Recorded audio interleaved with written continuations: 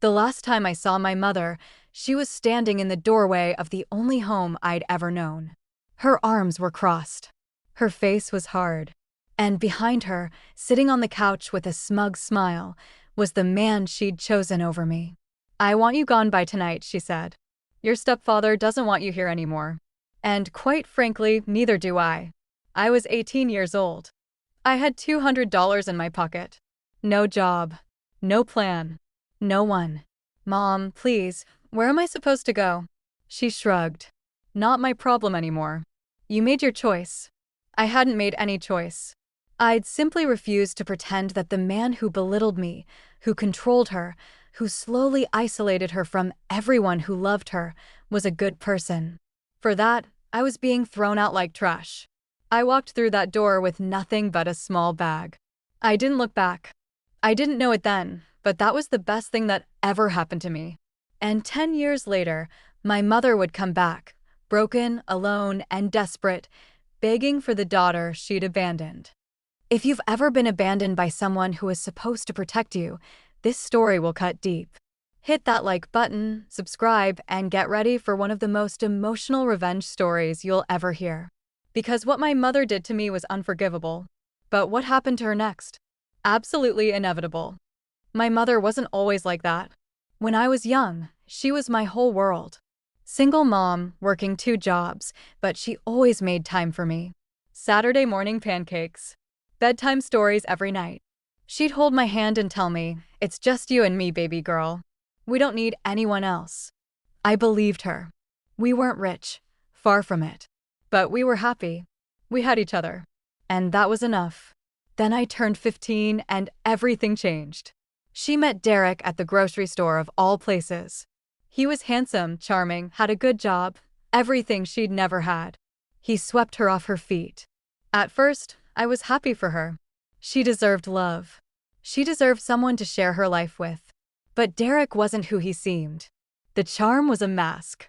The kindness was an act. And slowly, carefully, he started changing things. First, it was small comments. "You're too soft on her. She needs more discipline. She's getting too old to be so attached to you." Then it was bigger things. He moved in. He started making rules. He started controlling the money, the schedule, the entire house. And my mother, my strong, independent mother, started fading away. Derek didn't like me. That much was obvious from the start. I was a reminder of her life before him. A competition for her attention. An obstacle to complete control. He never hit me. Nothing so obvious. His cruelty was quieter. "You're so dramatic, just like your father. Your mother works so hard. Don't you feel guilty adding stress to her life? Maybe if you were more grateful, she'd have more time for you." Gaslighting. Manipulation. Slowly poisoning my relationship with my mother without me even realizing it. And it worked. By the time I was 17, my mother and I barely talked. She was always tired, always stressed, always on Derek's side.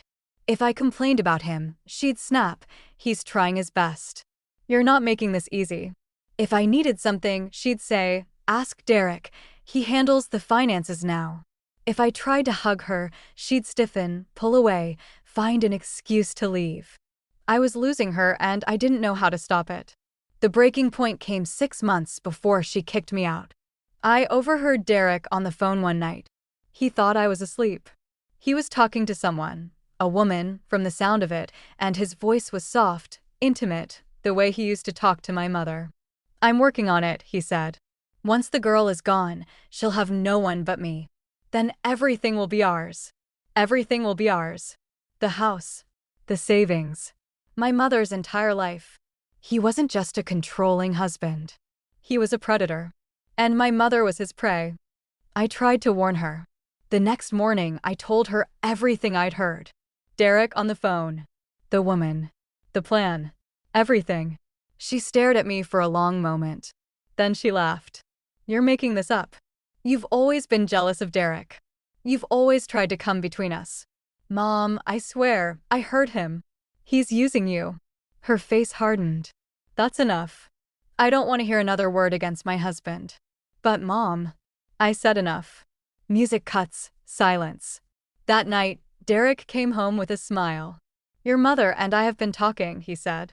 We think it's time you started your own life. You're 18 soon. It's time to be independent. I looked at my mother. She wouldn't meet my eyes. Independent? You're kicking me out. We're not kicking you out, Derek said smoothly. We're encouraging you to spread your wings. My mother finally spoke. He's right. It's time. 3 weeks later, on my 18th birthday, I came home to find my bags packed by the door. Derek stood there with that smug smile. My mother sat on the couch, staring at the wall. What's this? I asked, though I already knew. We talked about this, Derek said. It's time. I looked at my mother. Mom? Please. Don't do this. She finally looked at me. Her eyes were empty. Hollow. Like the woman who raised me was already gone. I want you gone by tonight, she said. Your stepfather doesn't want you here anymore. And quite frankly, neither do I. Mom, please, where am I supposed to go? Not my problem anymore. You made your choice. I hadn't made any choice. I just refused to let Derek destroy me like he was destroying her. I picked up my bags, walked to the door, paused. One day, I said quietly, you'll see who he really is. And when that day comes, don't come looking for me. I walked out. I didn't look back. The next 10 years were the hardest and best of my life. I slept on couches, worked minimum wage jobs, went to community college at night while waitressing during the day, transferred to a university, graduated with honors, got a job, worked my way up, started my own business, sold it for more money than I'd ever imagined. I built a life. A good life. A life my mother never thought I'd have. I thought about her sometimes. Wondered if she ever realized what she'd done. If she ever missed me. If Derek had shown his true colors. But I never reached out. She'd made her choice. I'd made mine. Then, on a random Tuesday, my phone rang. Unknown number. I almost didn't answer. But something made me pick up. Hello. A voice I hadn't heard in 10 years. Broken. Old. Desperate. Sweetheart? It's me. It's Mom. I almost dropped the phone. Mom? Yes, baby. It's me. She was crying. Sobbing. I need help. I have no one else. Please. I sat down slowly. What happened? Derek left. 3 years ago. Took everything. The house, the savings, my retirement. Everything. I have nothing. I'm living in a shelter. I'm sick. I need my daughter. 3 years. He'd left 3 years ago, and she was only calling now. Where have you been for 3 years? I asked quietly. I was ashamed. I didn't know how to tell you. I didn't know if you'd even talk to me. I was quiet for a long moment. Mom, I need to tell you something. Yes, baby. Anything. The night you kicked me out, I told you something. I told you that one day you'd see who he really was. And when that day came, not to come looking for me. Silence. I remember, she whispered. I meant it. She called again the next day. And the next. And the next. I didn't answer. But she kept leaving voicemails. I'm sorry. I'm so sorry. He manipulated me. I didn't see it. You were right about everything. I just want to see you. One time. Please. After a week, I agreed to meet. Not because I'd forgiven her. Because I needed closure. We met at a small cafe. Neutral ground.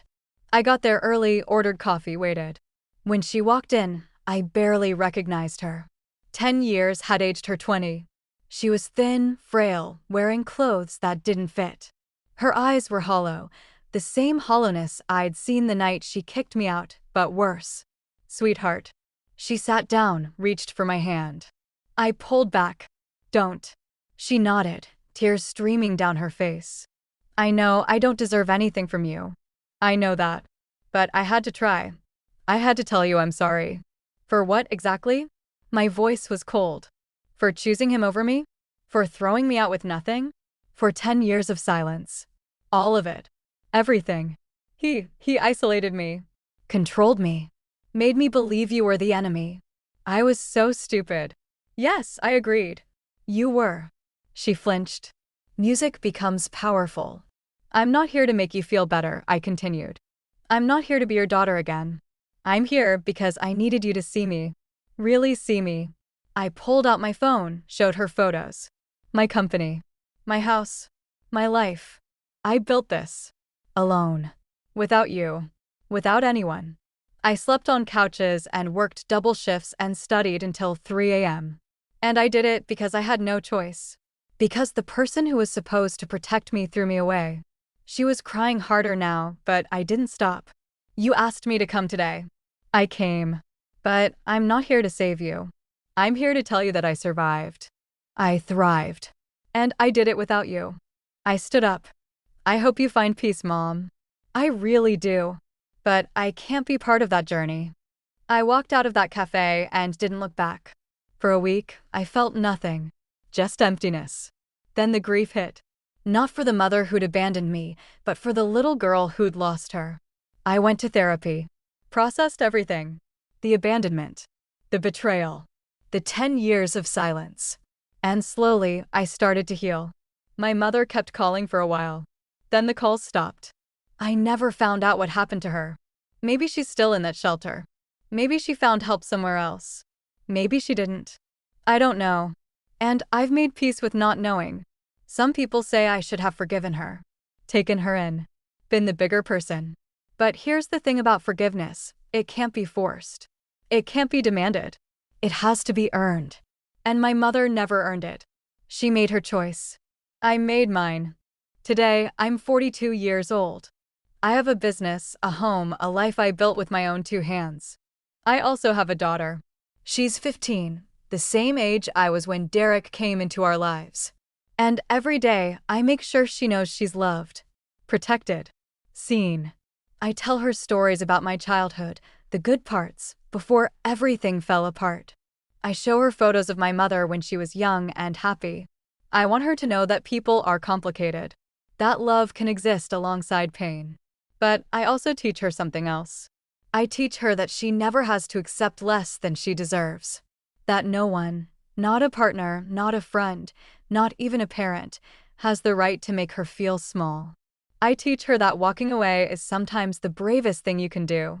Music becomes emotional. Last week, she asked me about my mother. Do you miss her? She asked. I thought about it. Really thought about it. I miss who she was before, I said. Before he changed her. Before she chose him over me. I miss the mom who made Saturday pancakes and told me it was just us against the world. Do you think she misses you? I don't know, baby. I hope so. But some questions don't have answers. And that's okay. She hugged me then, tight, the way only a 15-year-old can hug. I'll never choose anyone over you, she whispered. I held her close and didn't cry. Not because I wasn't emotional, but because I was too full of something else. Gratitude. Love. Hope. My mother lost everything. But I gained something she never had. A daughter who knows she's loved. Here's what I learned through all of this. Love shouldn't cost you yourself. My mother loved Derek so much that she lost herself completely. She abandoned her daughter, her judgment, her independence, all for a man who was never worthy of her. And in the end, he left her with nothing. I, on the other hand, learned to love myself first. To build my own life.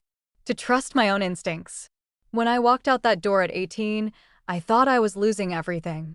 Turns out, I was gaining freedom. Freedom from manipulation. Freedom from control. Freedom to become who I was meant to be. My mother's story is a tragedy. Mine is a triumph. And the difference? I chose me. If this story touched your heart, smash that like button.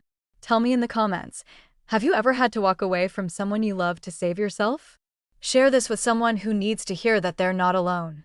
And subscribe for more stories about love, loss, and the courage to choose yourself. Thanks for listening. And remember, sometimes the best thing you can do for yourself is walk away from the people who were supposed to stay.